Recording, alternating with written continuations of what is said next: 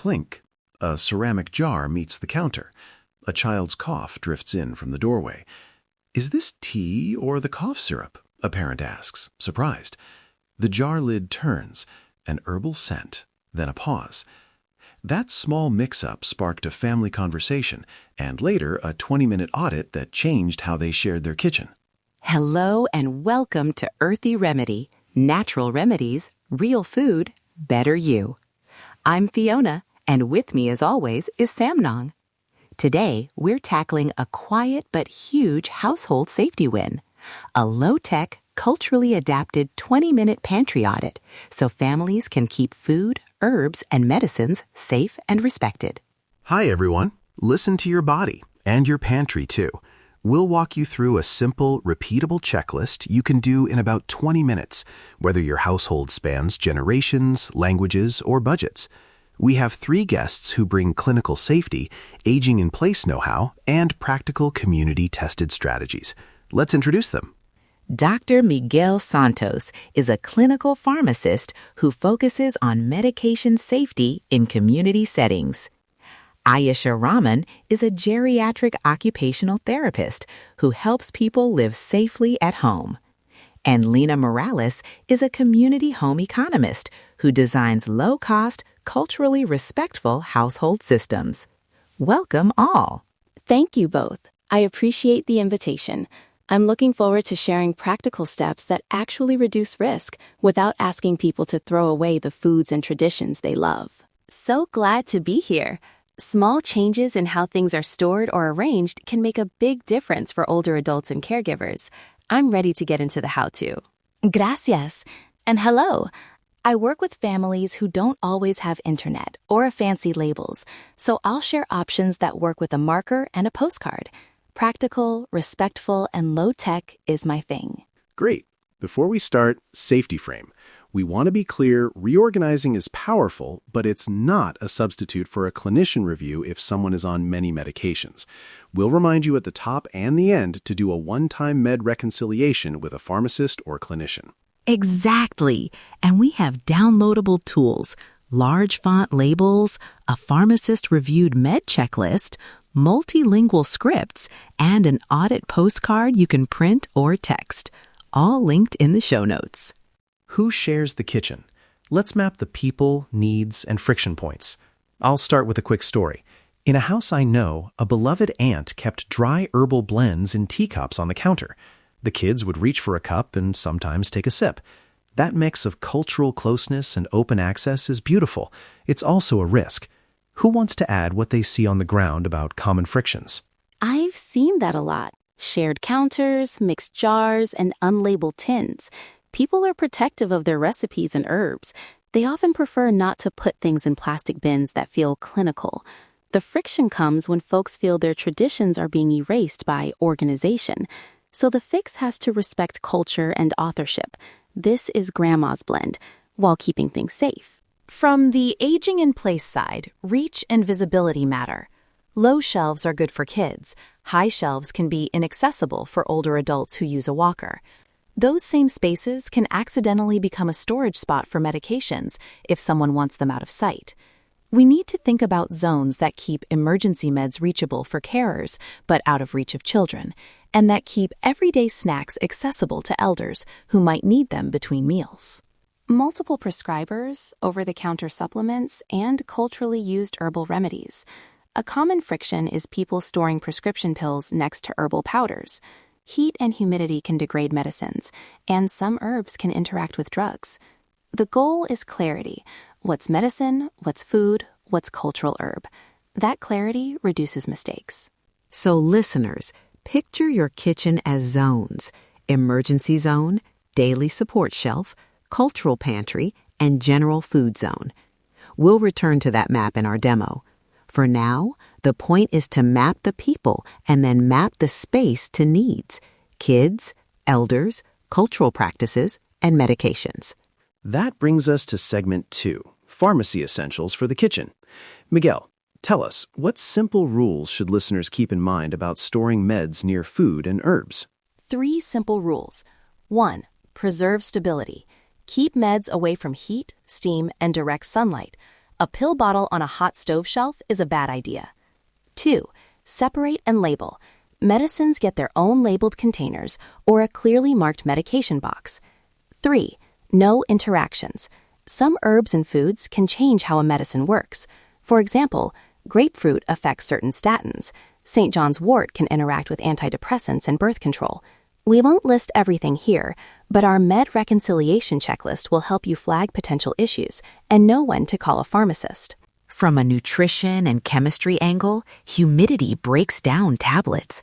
Oils in a curry jar can transfer to a bottle and affect coatings. So use airtight containers for both spices and meds, and avoid storing medicines above the stove or in the bathroom where humidity spikes. Also, keep a simple medication list, drug name, dose, time, in a laminated card near the emergency zone. Miguel, many listeners use herbal remedies regularly. What's the best way to keep herbs and prescriptions distinct without disrespecting cultural practice? Keep herbs in their own clearly identified jars and include a brief note, herbal blend for cough, or not a prescription. Use a different color or shape for jars that contain herbs versus bottles for medicines. Teach household members the simple language to ask, is this medicine or a remedy? If someone is on multiple meds, schedule a one-time consult and bring a labeled photo of your medicine area for the pharmacist to review. And add a visible "do not move" marker for emergency meds. That could be a bright sticker or a printed card that says, "Emergency, do not move. Caregiver, confirm placement." Make it reversible so it doesn't feel permanent. People like to touch and change things, and reversible systems respect that. We teach families to create a small, daily support shelf near where the caregiver usually stands. Put easy snacks, a labeled water bottle, and meds that are taken daily by the person who needs them. If someone wants privacy, use an opaque box with a simple label like "daily," and don't force it behind a locked cabinet. Accessibility matters. Bridge. Here's a quick prep checklist before our demo. Labels or a permanent marker, some small bins or baskets, a timer set for 20 minutes, a camera or pen, and the postcard from our downloads. If you don't have a camera, jot notes on the Audit postcard. We'll list the file names in the show notes. Segment 4. Demo. The 20-minute low-tech pantry audit. We'll walk step by step. Speak slowly here. Listeners may be doing this with us. Step 1. Set your timer for 20 minutes and stand at the kitchen entrance to look at the whole space. Samnang, lead us through Step 2. Step 2. Identify your zones out loud. Say them to yourself. Emergency zone, daily support shelf, cultural pantry, general food. Point to each with your finger. You don't have to move anything yet, just map the zones. That takes about 2 minutes. Step 3. Quick sweep. Remove anything from countertops that doesn't belong to the zone. Place items on a table in piles: medicines, herbs or teas, food, and uncertain. Don't make decisions yet, just sort. This prevents the overwhelm that shuts people down. Step 4. Check reach and safety. For each pile, ask, is this within reach for the person who needs it? Is it within reach of a small child? Move items so emergency meds are reachable to an adult caregiver, but out of a toddler's reach. If you have someone who uses a wheelchair or walker, test the shelf height now. Sit or simulate the position. Step 5. Medication decisions. For anything in the medicines pile, put them in a temporary bowl or tray. Do not mix prescriptions with over-the-counter or herbal jars. Use the medchecklist-farmreviewed.pdf. List each medicine name, dose, and time. If you find duplicates or unfamiliar meds, pause and schedule a pharmacist review. That's one of our primary safety checkpoints. Step 6. Reversible labeling. Use a strip of masking tape or a large font label on top of containers. Write herb, do not med, or prescription, do not move. Make it clear who owns it. Aunt Lynn's blend, or for Miguel, 8 a.m. The idea is to create respect and clarity without policing the item. Step 7. Who owns this negotiation script? Use this simple line. I love that this is your remedy. Can we label it so everyone knows it's not medicine? That will help keep kids safe. Practice it once together. It opens space and keeps culture intact. Step 8. Discard criteria. For food, expired cans, rancid oils, or spice blends that smell off can be tossed. For meds, if packaging is damaged, pills are discolored, or there's missing labeling, set them aside for safe disposal. Check local pharmacy take-back programs. For herbs, if they smell stale or show mold, compost them if you can, or seal and discard. When in doubt, our med checklist prompts you to consult a pharmacist. Step 9. Create the Do Not Move emergency zone. Pick one visible spot, a shelf with a bright sticker, or a labeled box. Place only emergency meds there, with a laminated card that lists the owner, emergency contacts, and the instruction, Do not move unless caring adult present. Take a quick photo for your records. Redact names if you'll share it. Step 10. Quick reflection and ritual. Put things back in their assigned zones. Take a deep breath. This small ritual signals to your household that care and clarity are part of everyday life. One small step, you've got this. Segment 5. Demo.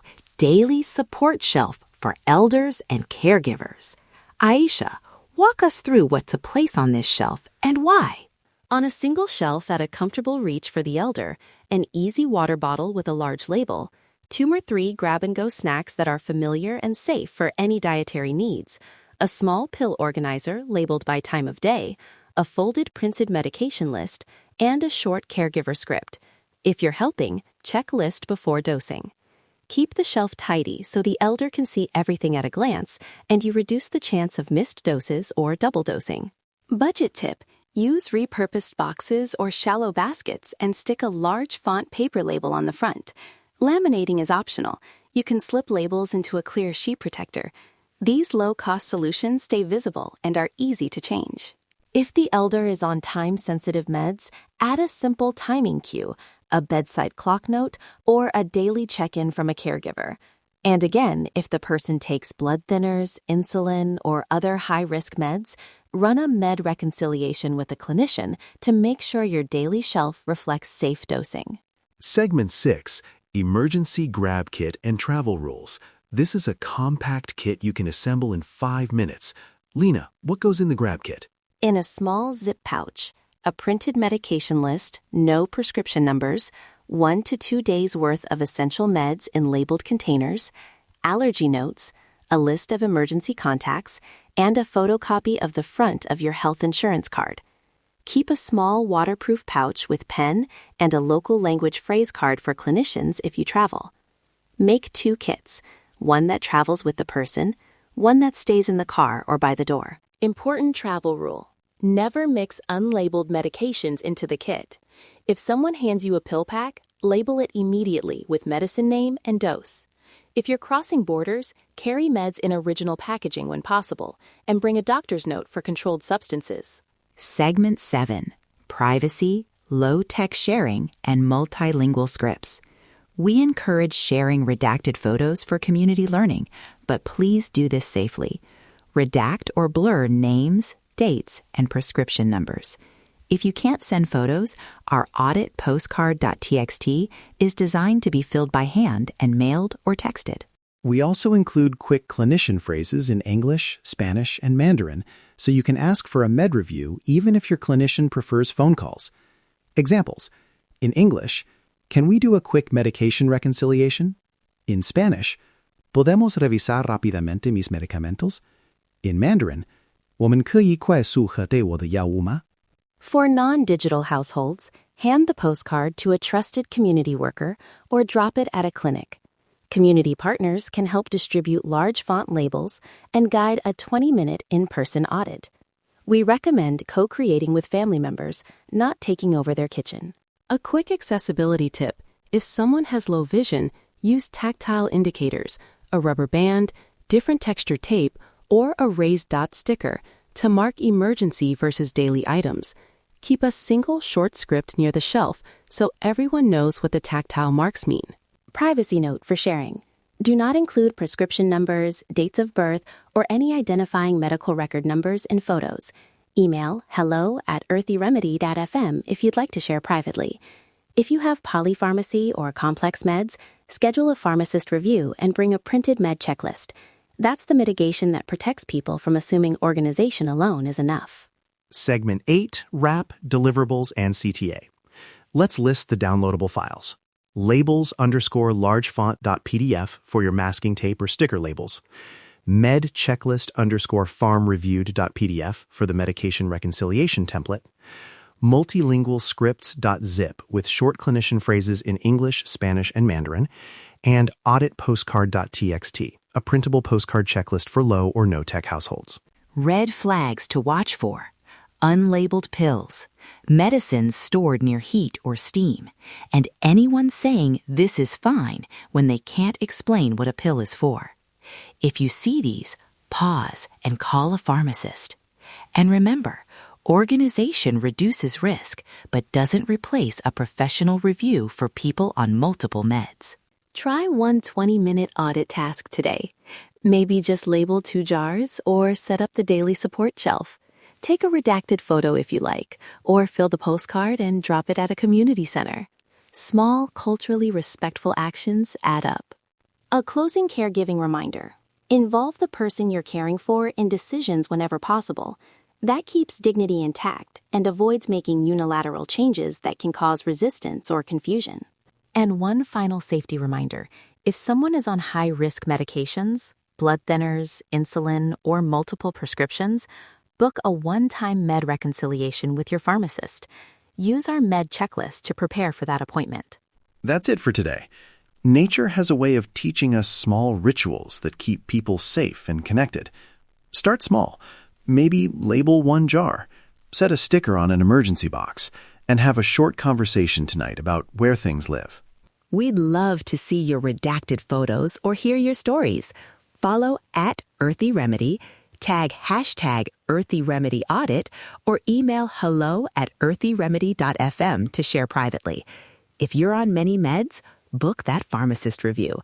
The downloads are in the show notes. Go grab the checklist and the labels. Listen to your body. Trust the earth. Feel the difference. We'll be back with more practical, respectful wellness tools. You've got this.